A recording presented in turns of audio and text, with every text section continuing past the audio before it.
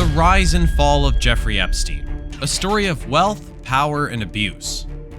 A wealthy businessman with powerful connections, a teacher, a banker, a financial consultant, or an investor are just some of the business titles this American sex offender had during his controversial career. Nobody could imagine what a child of working-class parents born in 1953 living in a second-floor rental apartment on Maple Avenue on New York City, Coney Island could turn into. This is a story of how he climbed to a Wall Street manager, how he became a sex offender, and who his friends and accomplices were. He attended Brooklyn's Lafayette High School and then studied at the Cooper Union for the advancement of science and art. After college, Epstein began working as a physics and mathematics teacher for teens at the Dalton School on the Upper East Side of Manhattan. Donald Barr served as the headmaster at the time, until June 1974, and was known to have made several unconventional recruitments in the past, although it was never confirmed whether he had a direct role in hiring Epstein. After realizing that he had a talent for making money, he quickly rose through the ranks and eventually started his own financial consulting firm, J. Epstein & Co. Epstein's firm was shrouded in secrecy, and it was said that he managed money for some of the wealthiest people in the world, including billionaires and royalty. At the time, Epstein described his work as a high-level bounty hunter. He told friends that he sometimes served as a consultant for governments and the affluent in order to recover embezzled funds, and that other times he worked for customers who had embezzled funds. He also stated to some people that he was an intelligence agent.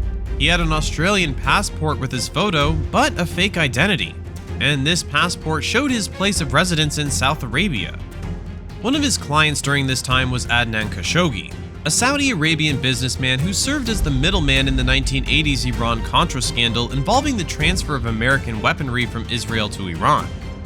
Aside from Khashoggi, Epstein had a great relationship with several other defense contractors. He traveled multiple times between United States, Europe, and Southwest Asia, and met Stephen Hoffenberg, who was introduced to him through a defense contractor, Douglas Lease, as well as John Mitchell, the former U.S. Attorney General, all during the time Epstein was staying in London.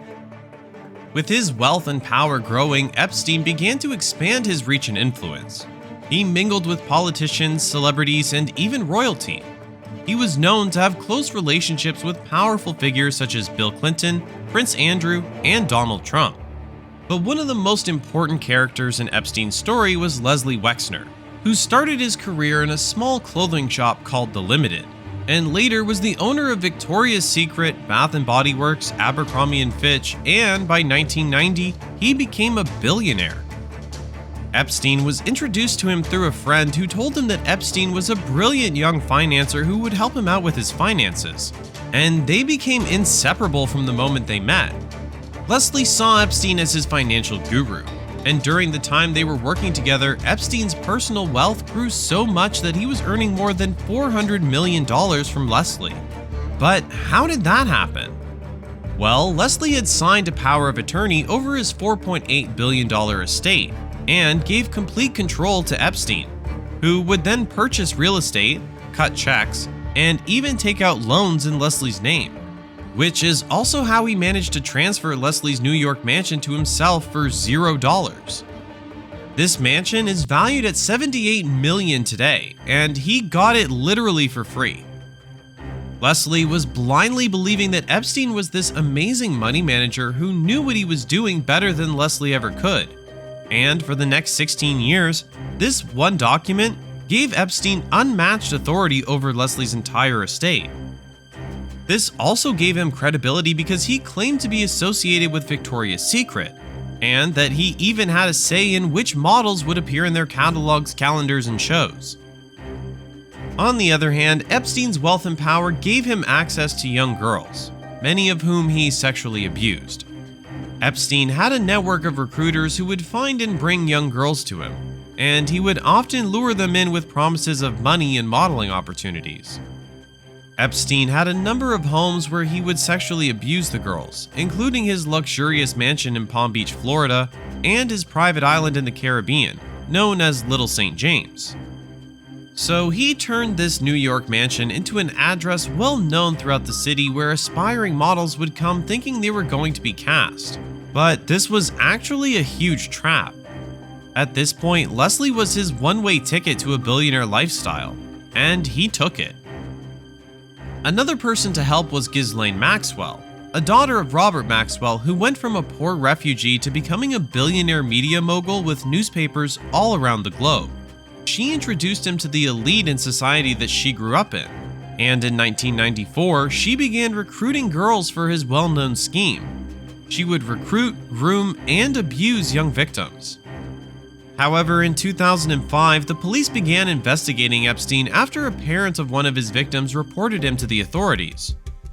Epstein was arrested and charged with multiple counts of sexual abuse, but he was able to cut a deal with prosecutors in which he pleaded guilty to only 2 minor charges and served just 15 months in a private wing of a county jail, with the ability to leave prison during the day to work in his office. Many people felt that Epstein had gotten away with his crimes due to his wealth and power. Furthermore, his non-prosecution agreement, which was signed by the U.S. Attorney in Miami, Alexander Acosta, granted immunity to any potential co-conspirators. The case seemed to be over, but in 2019, Epstein was arrested again, this time on new federal charges of sex trafficking. Prosecutors alleged that Epstein had sexually abused dozens of girls and had operated a sex trafficking ring, in which he paid girls to recruit other girls for him to abuse. He pleaded not guilty to the charges, but was denied bail and remained in jail while awaiting trial. On August 10, 2019, he was found dead in his jail cell, and it was an apparent suicide. His death brought an end to the criminal case against him, but it also raised many questions about the extent of his crimes and the people who had enabled him to do such monstrous things. Epstein's case is a stark reminder of the dangers of allowing wealth and power to go unchecked, and the importance of holding even the most powerful people accountable for their crimes. This case has led to renewed attention on the issue of sexual abuse and the rights of victims. Many of Epstein's victims have come forward to share their stories and speak out against the abuse they suffered. His case has also led to calls for greater accountability for wealthy and powerful individuals, and for stricter laws to protect victims of sexual abuse.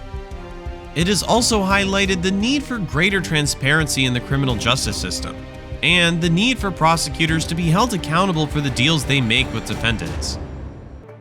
Alexander Acosta resigned as Labor Secretary in 2019 following the renewed attention to his role in Epstein's plea deal. This brings us to the end of today's video. Don't forget to like and subscribe, and make sure to hit that bell button to get notified whenever I post a new video. See you soon!